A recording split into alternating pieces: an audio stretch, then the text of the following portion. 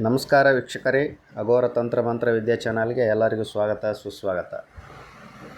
ಇವತ್ತಿನ ದಿನ ನಾನು ತುಂಬಾ ಪವರ್ಫುಲ್ ಆಗಿರುವಂತಹ ಪ್ರತ್ಯಂಗಿರ ದೇವಿಯ ಆತ್ಮರಕ್ಷಣಾ ಮಂತ್ರವನ್ನು ಹೇಳ್ತೇನೆ. ಈ ಪ್ರತ್ಯಂಗಿರ ದೇವಿಯ ಮಂತ್ರವನ್ನು ನೀವು ಪ್ರತಿನಿತ್ಯ ಜಪವನ್ನು ಮಾಡೋದರಿಂದ ಆತ್ಮರಕ್ಷಣೆ, ದೇಹ ರಕ್ಷಣೆ ಅನ್ನೋದು ನಿಮಗೆ ಸಿಗುತ್ತೆ. ಆಮೇಲೆ ಶತ್ರು ನಾಶ ಅನ್ನೋದು ಆಗುತ್ತೆ.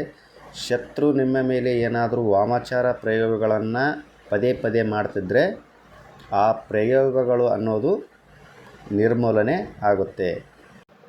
ನಿಮ್ಮ ಶತ್ರುಗಳನ್ನು ಬುಡಸಹಿತ ಕಿತ್ತು ಎಸೆಯುವಂತಹ ಶಕ್ತಿ ಈ ಪ್ರತ್ಯಂಗಿರ ದೇವಿಯ ಹತ್ತಿರ ಇದೆ.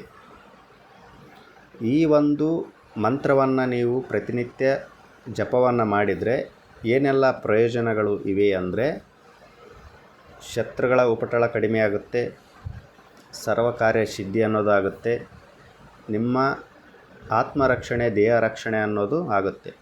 ಅಂದರೆ ಶತ್ರುಗಳು ಏನಾದರೂ ನಿಮ್ಮ ಮೇಲೆ ಪದೇ ಪದೇ ವಾಮಾಚಾರ ಪ್ರಯೋಗಗಳನ್ನು, ಕ್ಷುದ್ರ ಶಕ್ತಿಗಳನ್ನು ನಿಮ್ಮ ಮೇಲೆ ಪ್ರಯೋಗದ ಮೂಲಕ ಬಿಡುತ್ತಿದ್ದರೆ ಅಂತಹ ಶಕ್ತಿಗಳನ್ನು ತಡೆಗಟ್ಟುವಂತಹ ಶಕ್ತಿ ಪ್ರತ್ಯಂಗಿರ ದೇವಿಯ ಹತ್ತಿರ ಇದೆ.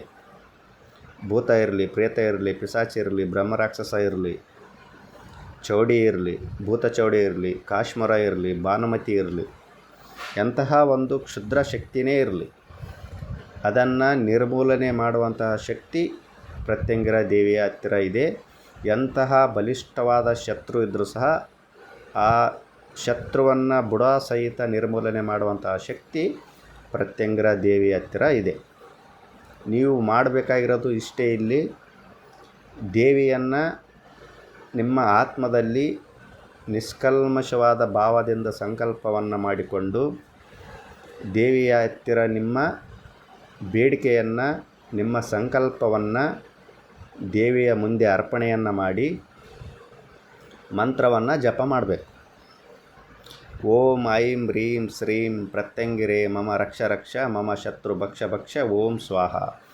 ಓಂ ಐಂ ಹ್ರೀಂ ಶ್ರೀಂ ಪ್ರತ್ಯಂಗಿರೆ ಮಮ ರಕ್ಷ ರಕ್ಷ ಮಮ ಶತ್ರು ಭಕ್ಷ ಭಕ್ಷ ಓಂ ಸ್ವಾಹ.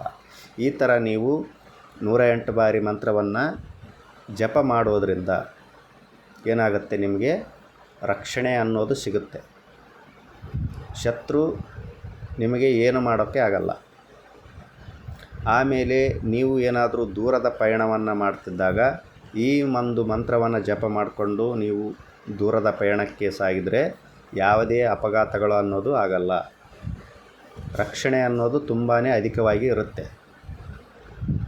ನೀವು ಮನೆಯಲ್ಲಿದ್ದಾಗೂ ಜಪ ಮಾಡಿ, ಹೊರಗಡೆ ಹೋದಾಗಲೂ ನೀವು ಜಪವನ್ನು ಮಾಡಿ. ನಿಮ್ಮಿಂದ ಎಷ್ಟು ಸಾಧ್ಯ ಆಗುತ್ತೆ ಅಷ್ಟು ಮಂತ್ರವನ್ನು ಜಪ ಮಾಡೋದರಿಂದ ತುಂಬಾ ಅದ್ಭುತವಾದಂಥ ಶಕ್ತಿ ನಿಮ್ಮಲ್ಲಿ ಬರುತ್ತೆ. ಆ ದೇವಿಯ ಕೃಪೆ, ಆಶೀರ್ವಾದ ಅನ್ನೋದು ಸದಾ ನಿಮ್ಮ ಮೇಲೆ ಇರುತ್ತೆ. ಈ ಒಂದು ಮಂತ್ರವನ್ನು ನೀವು ಪ್ರತಿನಿತ್ಯ ಕುಂಕುಮಕ್ಕೆ ಅಭಿಮಂತ್ರಿಸಿ ಹಣೆಗೆ ತಿಲಕವನ್ನು ಹಚ್ಕೊಳ್ಳೋದ್ರಿಂದ ನಿಮ್ಮಲ್ಲಿ ಪಾಸಿಟಿವ್ ಶಕ್ತಿ ಅನ್ನೋದು ಹೆಚ್ಚಾಗುತ್ತೆ, ನೆಗೆಟಿವ್ ಶಕ್ತಿ ಅನ್ನೋದು ದೂರ ಆಗುತ್ತೆ. ನೀವು ಮಾಡುವಂತಹ ಪ್ರತಿಯೊಂದು ಕೆಲಸ ಕಾರ್ಯಗಳು ಸಹ ಸಕ್ಸಸ್ ಅನ್ನೋದು ಆಗುತ್ತೆ. ಶತ್ರುಗಳ ನಿರ್ಮೂಲನೆ ಅನ್ನೋದು ಆಗುತ್ತೆ. ಶತ್ರು ಏನಾದರೂ ನಿಮ್ಮ ಮೇಲೆ ಪ್ರಯೋಗವನ್ನು ಮಾಡ್ತಿದ್ದರೆ ಅದು ಸಹ ನಿರ್ಮೂಲನೆ ಅನ್ನೋದು ಆಗುತ್ತೆ. ಎಲ್ಲವನ್ನು ಕಾಪಾಡುವಂತಹ ಶಕ್ತಿ ಈ ದೇವಿಯ ಹತ್ತಿರ ಇದೆ. ಪ್ರತಿಯೊಂದು ರೀತಿಯಿಂದಲೂ ನಿಮಗೇನಾಗುತ್ತೆ, ರಕ್ಷಣೆ ಅನ್ನೋದು ಸಿಗುತ್ತೆ. ಈ ಒಂದು ದೇವಿಯ ಮಂತ್ರವನ್ನು ನೀವು ಶುಭ ಶುಕ್ರವಾರವನ್ನು ನೋಡಿಕೊಂಡು ಜಪ ಮಾಡಿ, ಅಥವಾ ಶುಭ ಮಂಗಳವಾರವನ್ನು ನೀವು ನೋಡಿಕೊಂಡು ಮಂತ್ರವನ್ನು ಪ್ರಾರಂಭ ಮಾಡಿ. ಮಂಗಳವಾರ ಅಥವಾ ಶುಕ್ರವಾರ ಶುಭ ಇರಬೇಕು.